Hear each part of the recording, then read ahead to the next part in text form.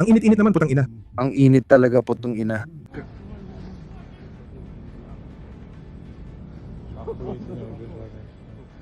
Ginawa ni Vladimir Putin ang lahat para hindi makuha ng Ukraine ang American Tomahawk missiles. Alam niya na kapag nakuha ng Kyiv ang ganoong range, siguradong matatarget na ang pinakaimportanteng lihim na pabrika ng kanyang mga missile dahil sa labis niyang pagpigil sa kanluran. Malaki ang naging pagkakamali niya.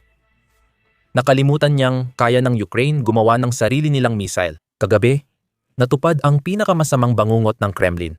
Nagpakawala ang Ukraine ng bagong missile na gawa nila. Umabot ng halos 1,000 milya at nalampasan ang matitibay na depensa sa himpapawid ng Russia. Tinamaan ang pabrika na pinoprotektahan ni Putin. Nagulat ang militar ng Russia at nag-ingay ang mga war blogger tungkol sa malalaking blind spot sa radar nila. Sa halip na ayusin ang problema, abala ang Kremlin sa panlilinlang sa sarili nilang mamamayan. Itutuloy ni Putin ang pagbabawal sa pangunahing communication app ng militar. At nagdulot ito ng matinding sigalot sa Russian State TV. Nabubuwag na ang Russia at ang tanging solusyon ni Putin ay mas mahigpit na sensura. Heto ang buong kwento. Kagabi, inilunsad ng Ukraine ang pinakamalakas na drone at missile attack sa Timog Russia na nakita natin sa ngayon. Malaki at nakakagulat ang pinsalang dulot ng pag-atake sa digmaang ito. Nalito ang mga Russian observer dahil bihirang makalayo ng ganito ang mga drone ng Ukraine at hindi rin sila madalas may malalakas na armas. Sa puntong ito, may nag-post ng misteryosong mensahe na ikinainis ng mga Ruso. Ito si Denis Killerman. Nag-post ng maikling video na walang paliwanag at sinabing magbibigay sila ng paliwanag mamaya. Bakit ito mahalaga? Kita mo, hindi siya ordinaryo. Siya ang tagapagtatag ng isang kumpanyang tinatawag na Firepoint.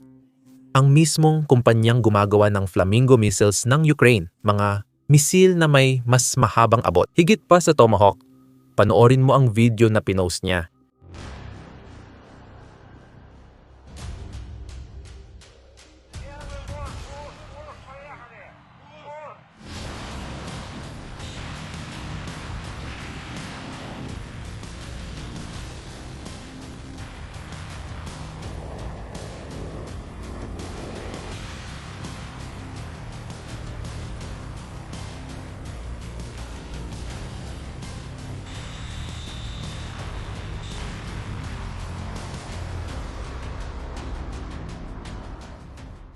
Ito ang nagpapaliwanag kung bakit nakakarating ng sobrang layo ang mga drone ng Ukraine. Higit sa 1,000 at 400 kilometro, mga 900 milya. Hindi iyon karaniwang nangyayari dahil hindi talaga drone kundi Flamingo missile ang mga iyon. Sa unang pagkakataon, nagawang makatama ng Ukraine ng ganito kalayo gamit ang sariling gawa nilang missile sa loob ng bansa. At ang target, ito ang dahilan kung bakit napakabigat ito para kay Putin. Tinamaan ng Flamingo missile ang Votinsk Machine Building Plant. Medyo nakakalito ang pangalan. Dahil hindi talaga ito gumagawa ng mga makina, kundi gumagawa ito ng mga missile. Ito ay isang paggawaan ng depensa na pag-aari ng Estado. Isa sa pinakamahalagang pabrika ng missile sa Russia.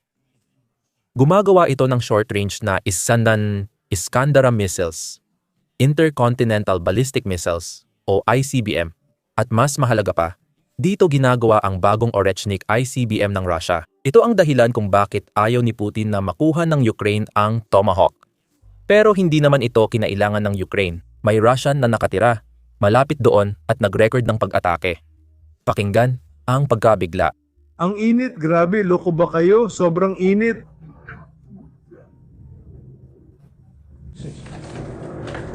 Grabe talaga. Где? По звуку. Еще где-то выпал.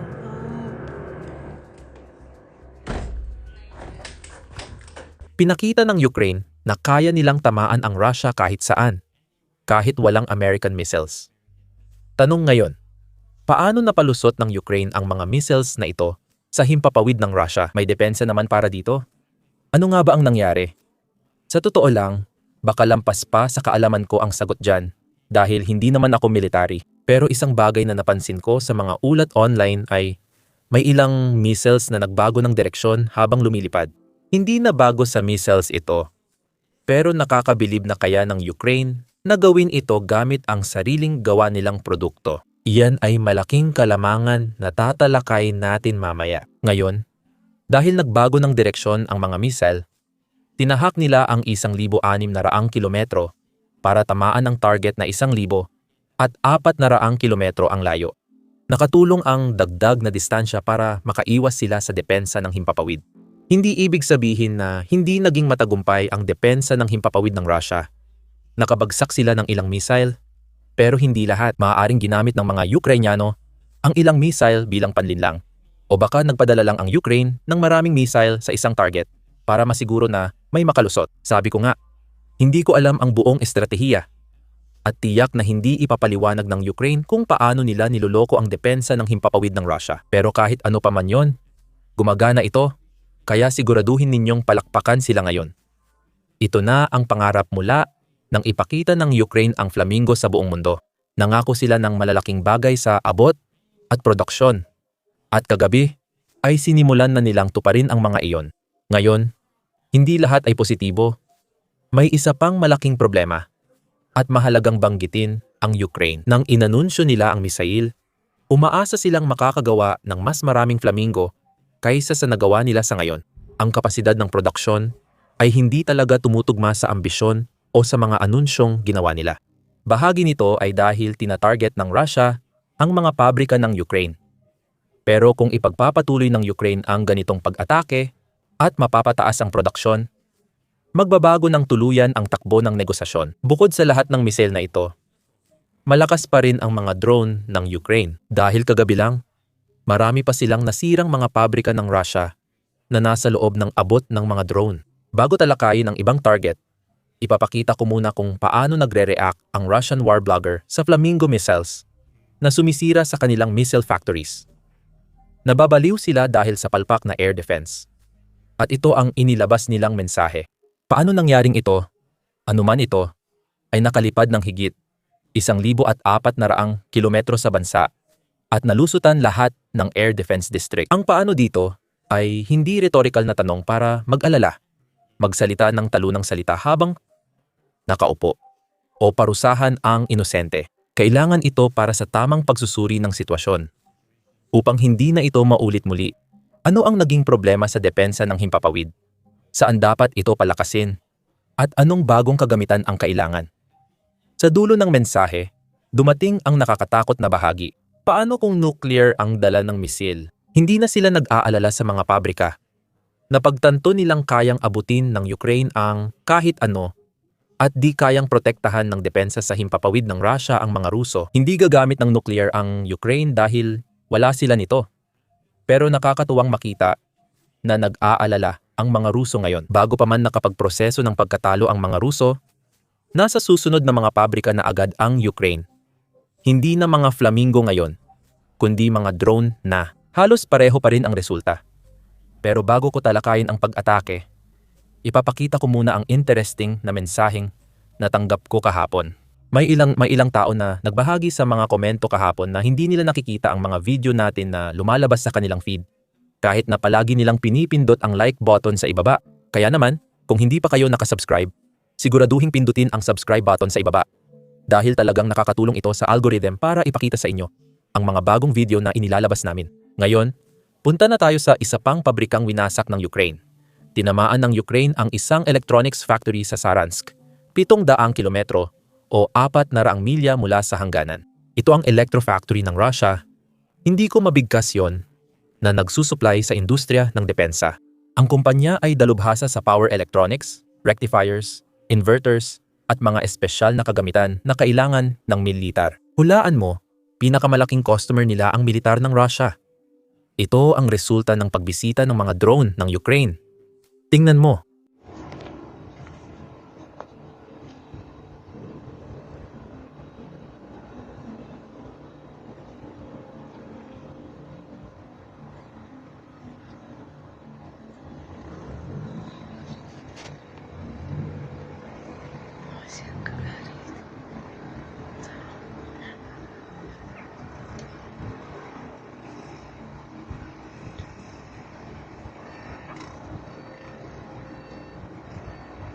Pagkatapos, tinamaan ng Ukraine ang Neftogorsk gas processing plant sa rehiyon ng Samara sa Russia. 5 tangke ang nasusunog. May mga pagsabog sa lahat ng dako at nilamon ng apoy ang processing plant na malapit doon. Heto ang pag-atake. Maaaring hindi ko maipakita sa inyo ang lahat dahil may ilang tao na nasugatan. Sa kabutihang palad, ayon sa media ng Rusya, walang namatay at ang mga nasugatan ay nasa ospital na.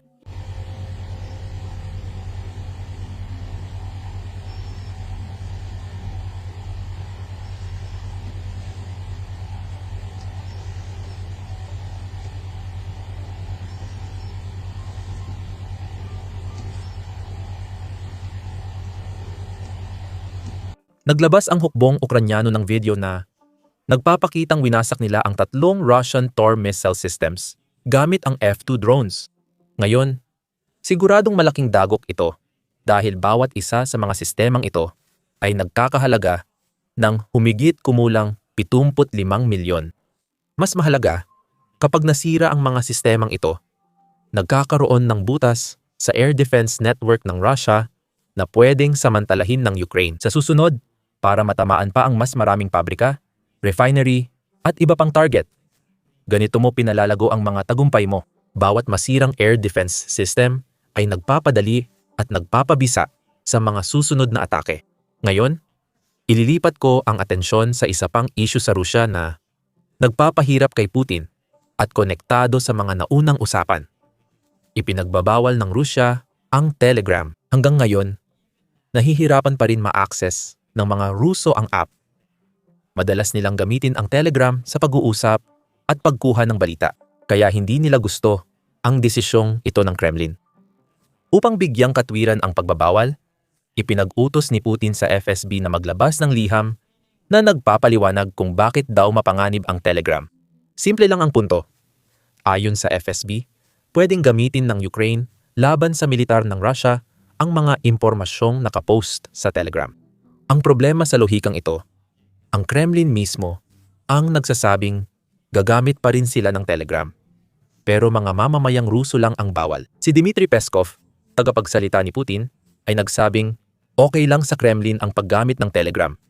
Panoorin ninyo. May problema ba ang Kremlin sa pagpapatakbo ng opisyal nilang Telegram channel dahil sa messenger restrictions? Wala. May channel kami sa Max pero nandyan pa rin ang channel namin sa Telegram. Nakakainis talaga. Gumagamit ka ba ng VPN or proxy para i-manage yon? Para sa akin, hindi talaga naglo-load ang mga video. Meron kayo niyan sa Kremlin. Kung sino man dyan, alam mo na. Importante ito sa amin. Marami tayong kababayan sa abroad at mahalagang maiparating sa kanila pati sa mga dayuhang interesado ang agenda ng Pangulo. Nakakainis talaga. May English channel ba kayo? Siyempre. Delikado raw ang Telegram para sa mamamayan. Pero ligtas sa gobyerno. Hindi makatwiran ang ganong lohika. Para kay Peskov, hindi maganda ang sitwasyon dahil galit na ang mga Ruso sa kanya. Noong unang tumigil ang Telegram, maraming Ruso ang nagtaka paano haharapin ng mga sundalo ang pagbabawal. Tinanong siya ng parehong tanong na ito. Sumagot siya. Sabi niya, hindi ko maisip na ginagamit ng mga sundalong Ruso ang Telegram sa frontline ngayon. Yan ay kamangmangan o kasinungalingan dahil gamit nila ang Telegram para sa lahat. Koordinasyon, pagtukoy ng target, lohistika, mahalaga ito sa mga operasyon sa frontline. Kaya sobrang nagalit ang mga analistang militar ng Rusya nang ipahayag ito ni Peskov. At hanggang ngayon ay galit pa rin sila. Ganito sila sumasagot sa telebisyon ng Rusya. At madalas banggitin si Peskov. Pakinggan ninyo. Ang dagok ay galing sa di inaasahang panig. Nakaka-interest, hindi ba? Sa panig ng Ukraine, nakita natin na nagpaplano silang sumalakay, kita mo, pero pinili nating magbagal ang buwisit na Telegram. Dahil, gaya ng sinabi ng isang tao, isang politiko, siguro politiko or opisyal, ika-quote ko siya ngayon. Hindi ko inasahang maiisip ng iba. Sige, babasahin ko na at pwede kang magkomento. Hindi ko maisip yon na ang communication sa frontline ay ginagawa sa Telegram or ibang messenger. Hindi iniisip ng opisyal natin na ganun ang pagkakaloob nito, pero gayon pa man, ngayon ang natitira pa, sandali, parang teka lang. Mahalaga ito, ipaliwanag ko kung bakit. Kaya tingin ko, walang mag-aakala na ang communication sa frontline ay ginagawa sa Telegram or ibang messenger. Mahirap at imposibleng maisip iyon. Ang init talaga, ang init talaga. At ito ang huling parirala. Mahirap, imposibleng isipin ang ganitong bagay na, sa totoo lang, nagdudulot ng ganitong pagkagulo. Patawad mga kaibigan sa paggamit ko ng ekspresyong kalokohan sa internet dahil sa pariralang hindi ko maisip, wala namang ganon. Dahil sa ranggo ng presidente ng Federation ng Russia, imposibleng maisip yon. Lihim na dokumento ay ipinapadala sa Telegram. Hindi maisip ng presidente at press secretary na ang circulation ng mga dokumento sa sandatahang lakas ay ginagawa sa Telegram. Sa totoo lang, sa level ng presidente, sinasabing mahirap maisip ang ganon.